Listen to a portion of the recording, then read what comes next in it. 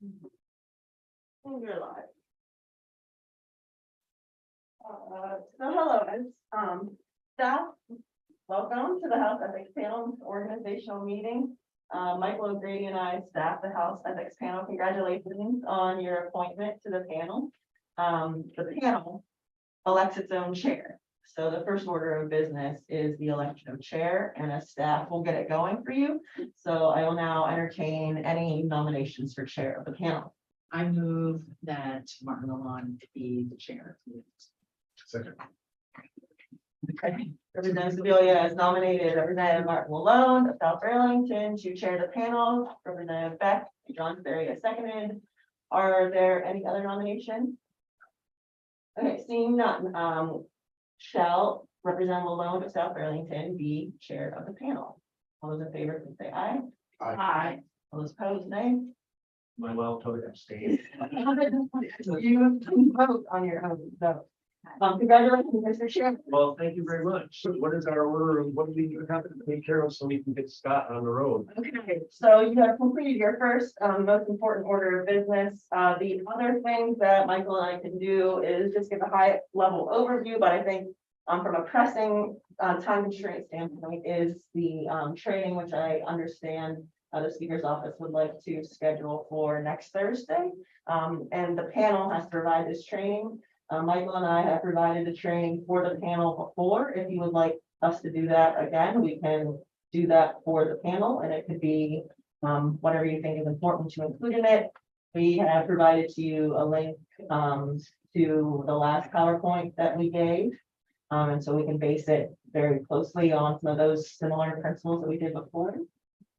I for one feel that it was covered everything we needed to cover. I mean, I don't, I'll look at it again. But I think it was. It's good. yeah, no, I like the idea of you two doing it. Either that or we can ask for it. I would prefer. Okay, all right, fair enough. All right, fair enough. Yeah, fair enough. So do we have two veterans? Is that right? Hold on. You're not a veteran. You're a Right. veteran. Veteran. Okay. Nice. I'm a veteran of this committee. I wanted to think about that. Okay. Exactly. No, I think that makes a lot of sense. And next Thursday is great. No reason to say anything different than the speaker on that. Sounds good. I will just note that we have our standard training. So we have talked, Michael and I have talked about in the training. It really, a lot of the ethical regulation really is exclusively a power of the House. There is also separately now our state code of ethics that was enacted pursuant to the 2022 Ethics Act, which does require training on the state code of ethics. That is, in the state code of ethics is within the jurisdiction of the executive branch state ethics commission. By the language of that act, the House Ethics Panel is an approved trainer on the code itself. Although the language of the act does require a trainer to provide advanced notice of code of ethics training in order to get credit for that training.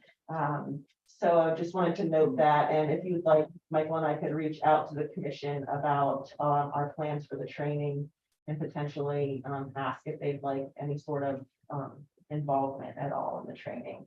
I don't think there's any objection to that. Yeah, no more. So I just want to make sure I understand. So we're talking about doing our, and you'd like to reach out and tag on the ethics commission training as well, which would be brief, I guess, at the same time. But- You're recommending that we consider doing that as well as approved trainers. Yes, and by the language of the Ethics Act, it does require any code of ethics trainers to get pre-approval to get credit for that code of ethics training. So it would at least involve, like when I could reach out to them to discuss our topics that we could potentially include on the code of ethics. Code of ethics does include the new gift restrictions, which I think are one of the more significant pieces as applied to legislators, because that is a new topic for legislators. We need a motion, Mr. Chair. Do we need a motion? I don't think we need a- There were no objections to proceeding this way, so I think we're fine. Okay. Good, so that's the main business that we wanted to make sure that Scott was here for, but can you send particularly the new folks and maybe all of us, whatever we should be reading to help us understand what we're enforcing or what we're doing, and not just the procedural. I did see the procedural document, I think it's on the website, but just the substance. if you could. Absolutely, we will do that. It comes from your House Rule 90, so Michael and I will send you all that information. House Rule 90 not only creates the panel, but it sets forth House member standards of ethical conduct, which, by the way, does include compliance with legislative candidate disclosures and the House rule disclosures. And so we can provide you an update on the members that have complied with those two disclosures and that information. We'll also provide you with a prior PowerPoint training to provide more information. And I understand we need to make sure that we get all those disclosures, the panel does. Yes. Right? So we will, one of our first tasks is gathering those people together and handing it in. Is that correct? Correct. Okay. Have we all handed it in? Yeah. I'm pretty sure I did. I've handed a lot of things in. I wonder if we could just hear from the council, just to know for the new members, when we meet again. Just so folks have a sense of, when and why we meet. It's probably not a regular thing. Well, we usually meet, the panel usually meets when we receive a complaint. To review the complaint, to determine if there are grounds to go forward underneath the procedure. I would say that last year was seemingly pretty busy. And we had some innovative complaints that required some substantial time from the panel. You're scared. Yeah. From the panel staff. And so Betsy Ann does a great job of whenever we get a complaint, and you may receive complaints yourselves individually. And that to disseminate them to the panel as a whole. And we schedule a time, then you do have the opportunity when you're adjourned to meet remotely for complaints that was added last year. So that you could address them in a timely manner. Just a question before our next training. If somebody were to bring a complaint to me, what should I tell them to do? Well, They- first, if it's in writing, you can just forward it to Betsy Ann or me, and we'll disseminate it, distribute it to the panel. If it's not in writing, you may want to ask them to put it in writing. Okay. Fair enough. If they don't feel comfortable with themselves writing it down, then can we write it for them? And then some people don't feel comfortable with writing. But you mean in the community? This community is. Or the community. Because we just, For the community. yeah, people from outside complain. So like a person might complain about an action a representative did on the floor or in the community and claim it's unethical and so that's usually what it is. So when you say you can help them write it down, I guess I could see if a constituent reached out and they can't read or write, then yes, maybe it would be appropriate to say, I'll write this down for you or use auto dictate. But I didn't think our role was collecting or generally like that. Usually we get an email and then we forward it. We all forward it at once usually to the legislative council and then they, organize us or set up our meeting and et cetera. That's helpful. Thank you. Good luck. So, and then maybe some advice also, Mr. Chair from Ledge Council, about what to do if we have members come to us and ask us, because that will happen also. Is this ethical? I have a question about my meeting or something, and how this panel should. And I don't know. Exactly. You will get those questions. You can refer those members to us. We will do our best to respond so that the panel doesn't have to review the issue. You know, a lot of the time it's, can I vote on this issue because I think I'm self-interested? And most of the time they are not. And they have a duty to vote. But sometimes you might want to look at an issue or a question that comes up from a member. That's something beyond. Can I vote on this bill? So should we be able to ourselves answer the question, or should we steer away from that and always send the question to you? Like, if we understand that, we won't think I do. We are required to record or document the complaints and the answers and questions that we receive. Including questions, so not just, this is somebody asking about the phone. If you feel comfortable answering a question, but you also notify us of that question, I think that's sufficient. That is good. Yes, thank you. Because it is part of your rule that you do have an annual report that discusses the activities of the panel, and it also, you are supposed to report the number of member requests for ethical advice. So if a member does come to you for guidance and you give them that guidance, if you could at least keep track of that and let Michael and me know, so we keep tabs on that number for your annual report. So I mean, I anticipate if I get a question and I think I know the answer, I will say, I think this is the answer, and then but I will check. And get back to you if it's not right, and that's how I also leave you guys in. They'll never be definitive. Well, politician, we're not very definitive. I have to say, sometimes it kind of cascades, you know, a couple of years ago, I think it was veterans, I'm a veteran, so I can't vote. Yes, that happened, yes. Yeah, And it's like, no, you Can, you're not conflicted out, that it's not an ethical issue, you can vote on. What rule was it that everyone quoted again? Rule 75. Yes, I think yeah. you're right. But it was a misinterpretation of the rule. Right, so that's a good example of like where we can help clarify. Yeah, I assume that that's a big part of our, Yes. I seem to recall that, even though many other people apparently forget that. That's When can I, I'm just curious, we were talking about the ethics training. It's next week for everyone? Yes. Okay, great. Great, all right. The sooner the better, because I think the people having knowledge just like reduces the chance of like mistakes or false complaints or, questions, like being proactive. So I'm glad we're doing it quickly.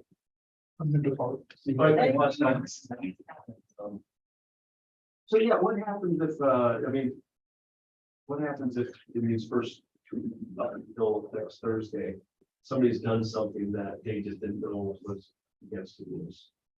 Are we gonna, after Thursday, are we gonna all of a sudden hear from people say, "Ooh, they took that gift"? What is the new gift? Well, that's why we want the ethics commission to come in to talk to you, because it's part of the code now, and frankly, it needs some interpretation. I can't remember off the top of my head what it was, but I feel like it was something like anything over a certain amount of money, right? Yes, that's part of it. Yeah. Over a certain monetary amount. There's, it's probably one of the biggest parts of the new code of ethics as applicable to legislators. And there are multiple facets of it. Different parts of the restriction. I think back to Martin's question, if somebody, let's say we do, like hypothetically, we do the training next Thursday, and Thursday night, we start getting emails from people saying, uh-oh, I did this, uh-oh, I did that, how do we handle that? Because those aren't complaints, those are people being accountable. Do we say to them, do we forward it to you and maybe let council advises them, like, can they give a gift back? Can they apologize? Or they, I don't know, like what happens if people make a mistake? I think it'd be good, because gifts are part of the new code of ethics. It's at least in part, maybe something to discuss with the ethics commission on how to handle that.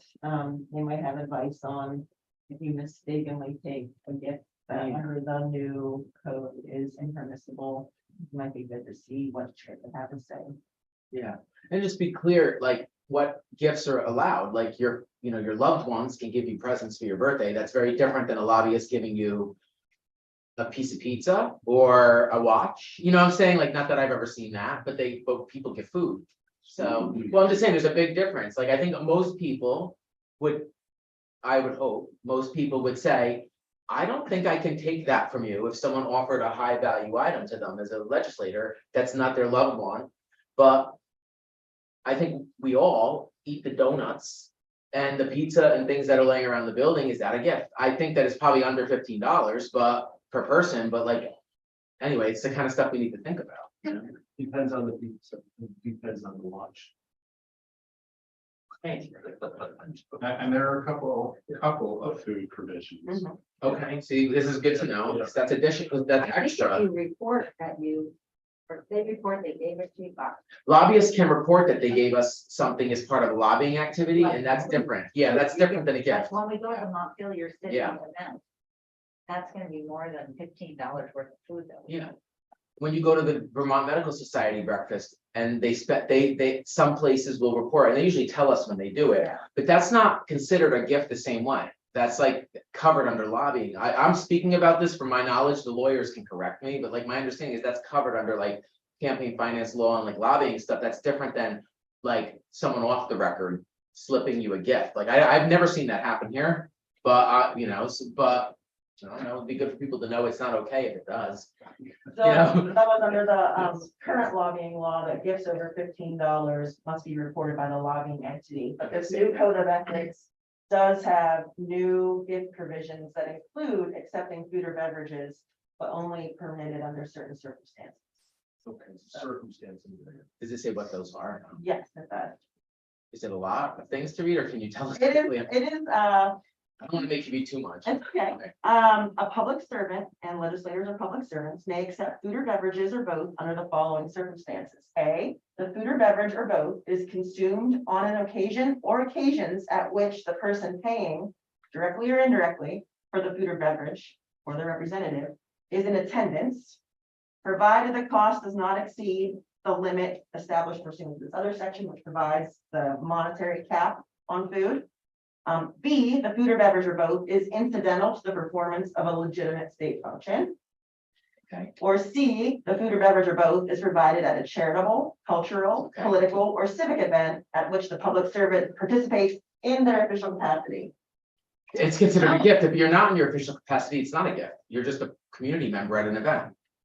It's it's the opposite. Wait, what? Yeah, Yeah, if you are If you're there. participating at a political event in your political role, It is you not. can accept the food. even if it's more than 15. But if you are there, but this is what I'm getting at, it's like, I go to a community dinner in my neighborhood, I'm not there as a state representative. If the meal costs more than 20, it's a gift. Anything to get, this is why. I think Yeah, it'd be we have to helpful clarify this, stuff. We need to clarify this. I think it'd be helpful to all this. But that's how you call it, that's where cultural. It is, but it says in your capacity though, so usually when you're at something not in your, okay, so I went through a court case with this and like, it was all about, were you there as a legislator or not? We decided I was. It was clear I was, but if I was not there as a legislator, technically, it would have changed the whole way we responded. And so I think we do need to understand, this is interesting to me too. I mean, we need to understand it, and it sounds like we're gonna get trained, so I don't wanna take too much time on it today, you know? These are questions that we are not the interpreters of. It's the ethics, state ethics commission is the one that. So, Do we know that they're gonna be available next Thursday? Or are you? We will, this is probably the next thing that we do when we adjourn, like. when I think maybe for the sake of people who are listening, I don't know if you can ask them this, but they could just give examples. It's, the words are one thing, but if you just say, you are going to this place, you are going to pick your state representative, you get this much food, this is okay. Just the example. And maybe examples of like, what is not a gift, like if you go to your church on Sunday and the meal's more than $15, you have to report that as a gift from the church when it's your church, like I just don't, that would be absurd if that's what we put into law. So it'd be good to like understand, Yes. Very good. I feel like food's complicated because there's a cultural element to sharing food. That like rejecting food from someone can really hurt their feelings, like as another human. I think it's more clear with material items. Like I couldn't imagine accepting something of value from someone as a legislator. Like, I don't know, something that of high monetary value. How about the book charge that everybody got? Oh, or like when we get a book mailed to our house, like everyone in our neighborhood got a book mailed to their house. I can't wait to hear the examples, yeah. That would be great. Yeah. Do I have my charge back and do I need to unread it since I've already? You're like, can I give the book back? That's.